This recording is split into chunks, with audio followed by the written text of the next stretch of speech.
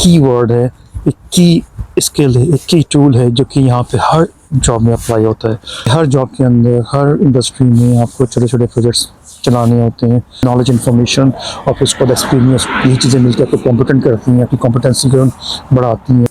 तो ये आपको टूल यहाँ पे बहुत स्पेशली यूके में, यूरोप में, यूएस, कनाडा में इस नॉलेज को समझेंगे। It's a backbone.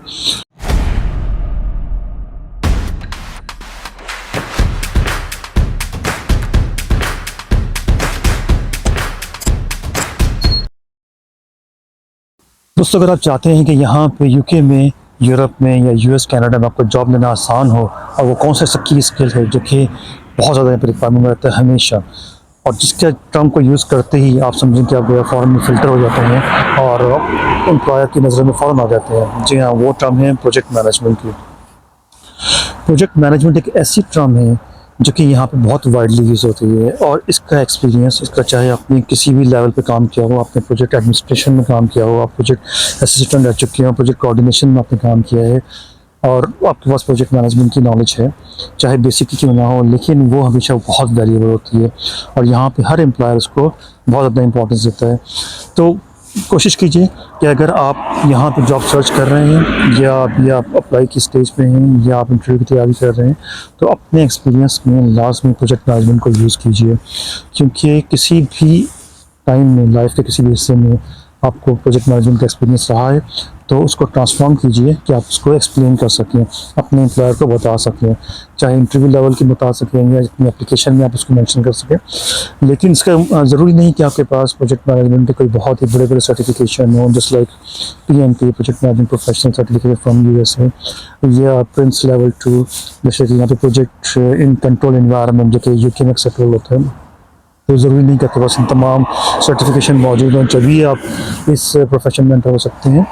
आपके पास अगर थोड़ी सी भी कोई नॉलेज है तो आप उसको ट्रांसफॉर्म कीजिए, उसको एक्सप्लेन करने के एरिया में लेकर आइए। इनिशिएट किया हुआ है, उसको प्लान, एग्जीक्यूट, कंट्रोल, क्लोज, ये तमाम उसकी फेजेस होते हैं।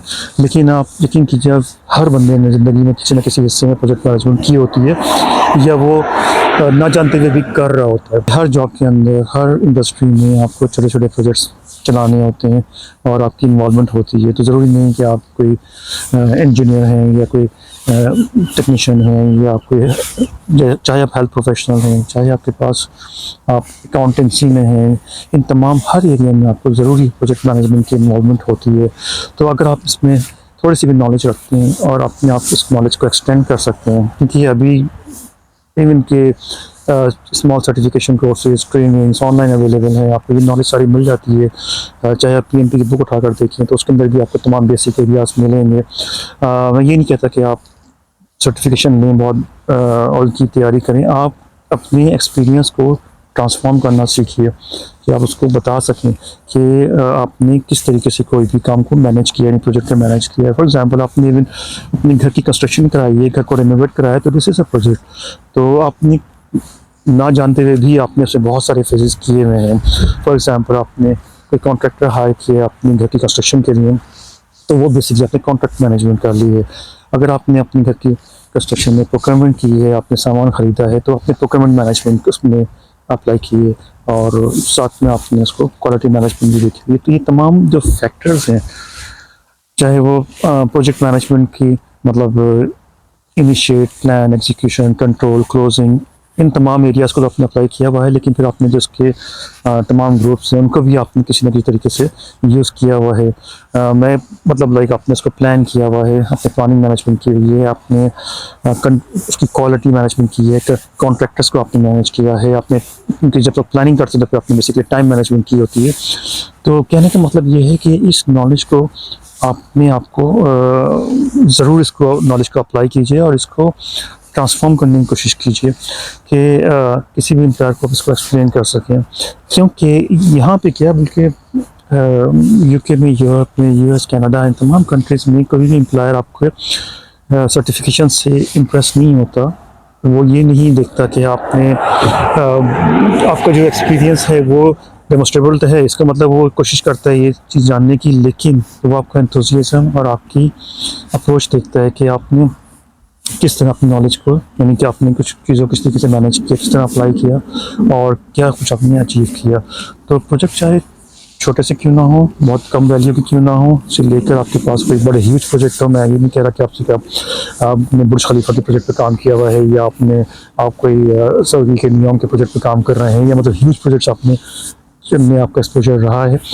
इवन अगर आपने स्मॉल प्रोजेक्ट्स में भी किया हुआ है तो उसको अप्लाई करना सीखिए, उसको एक्सटेंड करना सीखिए, उस नॉलेज को रिलेट करना सीखिए। That is very important. अगर आप को रिलेट करना जानते हैं चीज़ों को, तो ये एक बहुत बड़ा स्किल होता है, एक बहुत बड़ी सी समझें कि एक क्वालिटी होती है किसी इंसान में, कि वो को रिलेट करना जानता है चीज़ों को, और वो ऐसी सोच रखता है। क्योंकि यहाँ की अगर आप देखें तो यूनिवर्सिटीज़ में भी आपको सोच दी जाती है, आपको ये सिखाया जाता है कि आप किस तरीके से चीज़ों को कोरिलेट कर सकते हैं, उनको आप किस तरीके से आगे लेके चल सकते हैं अपने इन्वायरमेंट के लिहाज से।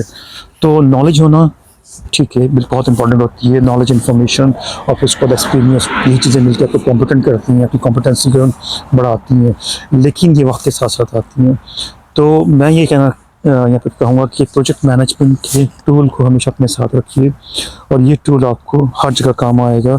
और इस नॉलेज को चाहे आपने किसी भी लेवल पे की हो, इसको आप ज़रूर अप्लाई करना सीखिए, इसको डेमोस्ट्रेट करना सीखिए। That's the most important thing. अब अगर आपके सीवी में, आपकी किसी भी जॉब में अगर आपने बताया कि आपने प्रोजेक्ट कोऑर्डिनेशन की है, प्रोजेक्ट मैनेजमेंट की है, आपने एडमिनिस्ट्रेशन की है, और किसी भी के हवाले से आपने प्रोजेक्ट्स में काम किया हुआ है, तो क्योंकि वो एक टाइम बार होता है, स्टार्ट एंड एंड टाइम उसमें डिफाइन होता है, और प्लस ये कि थोड़ा सा एक प्रेशराइज इन्वायरमेंट होता है जहाँ पे आपको चीज़ें अचीव करनी होती हैं, डिलीवर करना होता है। तो ये चीज़ें बड़ी इंपॉर्टेंट हैं। प्रोजेक्ट मैनेजमेंट के नॉलेज को ज़रूर अपने सीवी में इंक्लूड कीजिए। अपने जो आपके जो डेली के टास्क हैं उसमें सोचिए कि आप कहाँ कहाँ पे प्रोजेक्ट मैनेजमेंट कर रहे हैं, और इस नॉलेज को फिर आप बताना सीखिए, उसको एक्सप्लेन करना सीखिए। तो ये आपको टूल यहाँ पे बहुत स्पेशली यूके में, यूरोप में, यूएस, कनाडा में इस नॉलेज को समझेंगे। It's a backbone for everything, क्योंकि इसमें फिर आपकी ना सिर्फ मैनेजमेंट स्किल आ जाते हैं, बल्कि साथ साथ आपको फाइनेंस भी आपकी इन्वॉल्व होती है। जब आप बजटिंग कर रहे होते हैं तो आप अपनी मतलब कॉस्ट में इन्वॉल्व होते हैं, रिसोर्सेज की कॉस्ट में इन्वॉल्व होते हैं, फिर आपको पता होता है कि आपने प्रोक्योरमेंट की कॉस्ट में इन्वॉल्व होते हैं। तो कोशिश करें कि अपने आप को इसमें नॉलेजेबल करें। सेकंड चीज़ जो है वो ये है, यहाँ पे जो मेन टर्म यूज़ होती है वो है रिस्क मैनेजमेंट। रिस्क मैनेजमेंट आप समझें कि एक की वर्ड है, एक की स्किल है, एक की टूल है, जो कि यहाँ पे हर जॉब में अप्लाई होता है। आप रिस्क मैनेजमेंट में बात करते हैं, चाहे आप कॉन्ट्रैक्ट्स में अपने रिस्क मैनेजमेंट की हो, चाहे आपने हेल्थ एंड सेफ्टी में रिस्क मैनेजमेंट की हो, या आपको नॉलेज है रिस्क के बारे में, तो आप ये basically risk management is a behaviour. आपका बिहेवियर है बेसिकली ये कि आप किस तरीके से चीज़ों को असेस करते हैं। Risk management is basically risk analysis plus risk assessment. अब यकीन कीजिए हर जगह पे हर शख्स अपनी अपनी जॉब पे लाजमी रिस्क मैनेजमेंट में इन्वॉल्व होता है, और किसी न किसी लेवल पे वो काम कर रहा होता है। तो उस नॉलेज को अगेन कोरिलेट करना सीखिए, सोचना सीखिए, और इसके साथ साथ उसको डेमोस्ट्रेट करना सीखिए। मैं सिर्फ ये एग्जांपल देता हूँ कि अगर आप फॉर एग्जांपल आप किसी जूम एंटर हुए, तो आपके सामने आपको अंदाज़ा हो जाता है कि यहाँ पे क्या रिस्क हैं, हैज़र्ड्स क्या हैं, और हैज़र्ड आपने आइडेंटिफाई किस तरह करने हैं। मतलब आपने अपने जूम एंटर हुए, वहाँ पे आपने देखा कि एक शेर है पिंजरे में बंद है।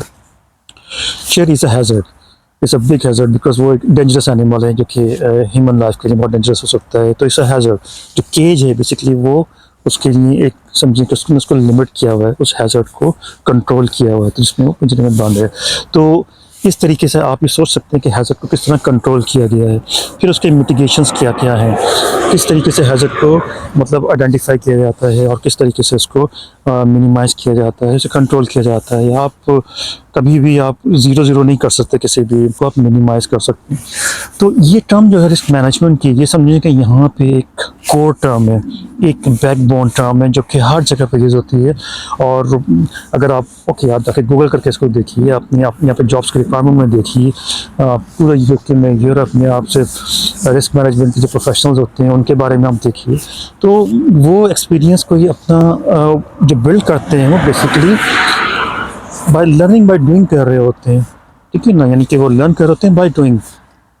तो इसको अपनी हैबिट में शामिल कीजिए कि आपने अगर आप चाहते हैं, चाहे आपको, मैं हमेशा ही कहता हूँ कि प्रोफेशन कुछ भी हो, आप चाहे आपका टेक्निकल बैकग्राउंड हो चाहे नॉन टेक्निकल हो, और आप चाहते हैं कि यहाँ पे जॉब सिक्योर करना, और उसमें आप जानना चाहते हैं कि वो कौन से की एरियाज़ हैं, तो उसमें रिस्क मैनेजमेंट को अपने टॉप ऑफ द लिस्ट रखिए और उसके बारे में सोचने की आदत डालिए, और इसके साथ साथ उसको आहिस्ता आहिस्ता बिल्ड कीजिए। तो ये नॉलेज जो होगी आपकी प्रोजेक्ट मैनेजमेंट की और रिस्क मैनेजमेंट की नॉलेज, आप यकीन कीजिए कि इसमें 99% आपके चांसेस होते हैं कि आप फिल्टर आउट होंगे और आप जो है वो अपने एरिया में अपनी जॉब हासिल करने के काबिल हो जाएंगे, चाहे वो आपकी जॉब एंट्री लेवल की क्यों ना हो, मिड लेवल की क्यों ना हो, या सीनियर मैनेजमेंट लेवल की ना हो। इस तमाम जॉब्स में प्रोजेक्ट मैनेजमेंट, रिस्क मैनेजमेंट हमेशा रिक्वायर होते हैं।